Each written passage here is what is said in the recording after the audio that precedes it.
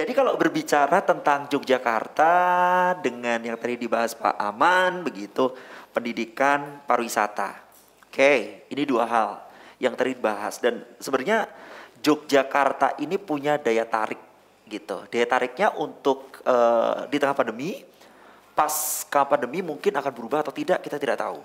Berikut ini adalah Vox Pop, di mana ada tayangan masyarakat begitu Pak. Iya. Kemudian mungkin ada juga mahasiswi yang mungkin ada di Jogja akan berpendapat begitu terkait dengan daya tarik Jogja, terkait dengan jasa gitu, jasa di kota Yogyakarta. Kita simak ini dia Vox Pop kita untuk pagi hari ini.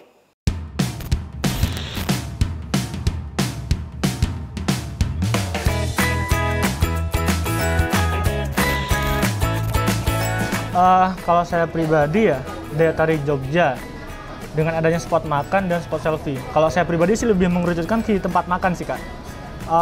Karena saya pribadi ya suka nih kulineran-kulineran kayak gitu. Nah, daya tarik saya ke sini tuh ya pengen tahu sih di Jogja itu kuliner apa sih yang lebih identik di sini seperti itu.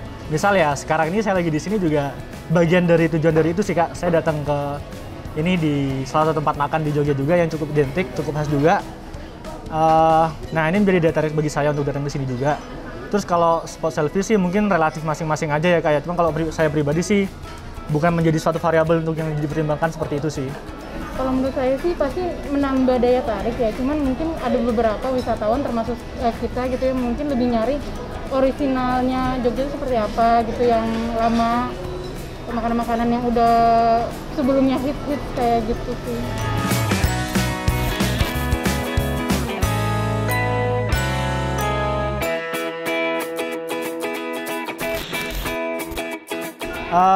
Kalau dari aku pribadi sih mungkin melihat kondisi sekarang yang pandemi seperti ini ya, tentu sih variabel yang paling diutamakan adalah variabel protokol COVID seperti itu. Mungkin yang perlu dipertimbangkan atau ditingkatkan lagi adalah ya ini tadi terjaminnya suatu protokol kesehatan yang bisa dijamin oleh penyedia fasilitas wisata seperti itu.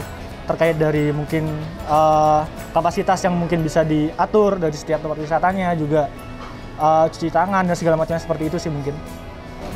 Kalau saya sih karena pandemi ya mungkin ya tadi balik lagi prokesnya juga diterapkan.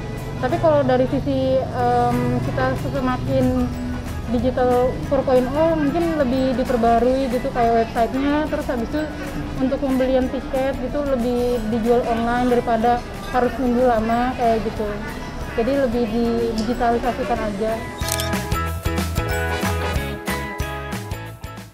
Nah, Pak Aman, pendapat masyarakatnya Iya.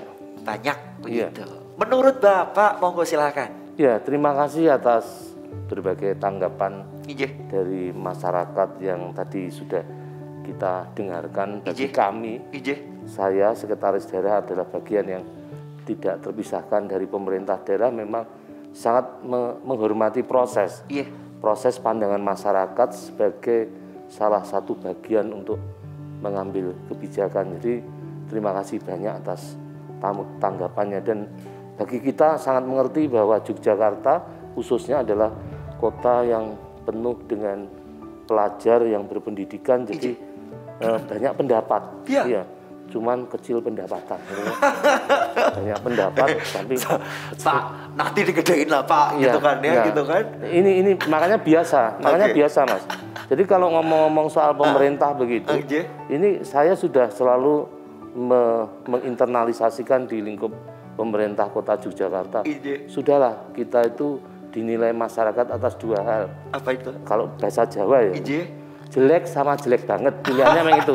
Masyarakat menilai jelek sama jelek. Jadi nek jelek itu wes lumayan ya, timbangane jelek banget. Tidak ada ya sing apik terus rada apik. Ya, enggak ada. Pilihannya cuma jelek sama jelek banget. Tapi enggak apa-apa. Kita bersyukur karena mendapat kesempatan untuk kemudian membangun menjadi salah satu organ membangun kota Yogyakarta. Jadi terima kasih pendapat-pendapat yang tadi sudah kita dengarkan bareng-bareng begitu Mas. Pak, kita berbicara lagi nih Pak. Yogyakarta itu boleh dibilang kalau kota kecil ya tidak kecil lah. Karena Yogyakarta itu ya itu tadi, Jogja itu istimewa. Gitu kan ya. Kita punya diapit oleh beberapa Rempelo ati Mas nek istimewa. ini baru saya tuh mau menaikkan begitu loh, Iya. Pak. Oke. Jadi Jogja itu kecil gitu. Jadi daerahnya cukup kecil begitu, tapi kompleks. Orang bilang seperti itu. Terkait dengan sekarang nih, Jogja ini sekarang kalau mohon maaf saya akan menyebutnya semoga tidak salah. Jogja itu yang dijual apanya tuh Pak sekarang Pak begitu? Iya. Monggo. Jogja yang dijual adalah atmosfernya. Oke. Iya, jadi kan kita selalu mengatakan Jogja ini ngangeni. begitu.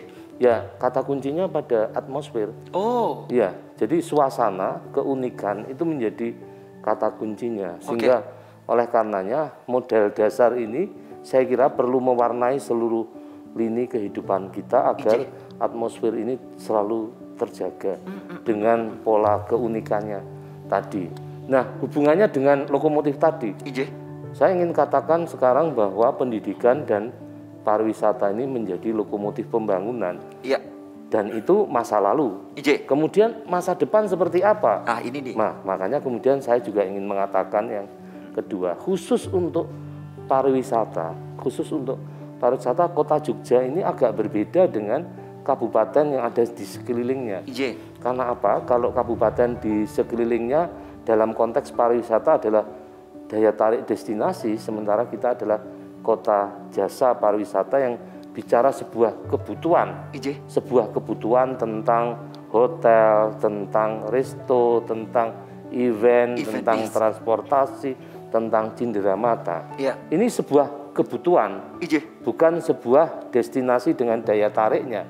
Nah, oleh karenanya ke depan setelah kondisi pandemi COVID yang kemudian kita harus melakukan perubahan, maka saya kira Kota Yogyakarta harus memperkaya industri jasa pariwisatanya ini menjadi sebuah daya tarik. Nah, daya tariknya bagaimana? Daya tariknya adalah memanfaatkan kekuatan atmosfer, keunikan menjadi bagian yang tidak terelakkan harus mewarnai seluruh lini jasa pariwisata dimaksud. Betul, artinya sekarang tadi kita bilang ya, kita tidak mau flashback ke belakang. Kalau kemarin pendidikan, kemudian pariwisata ya. Betul. Kali ini lebih ke jasa begitu.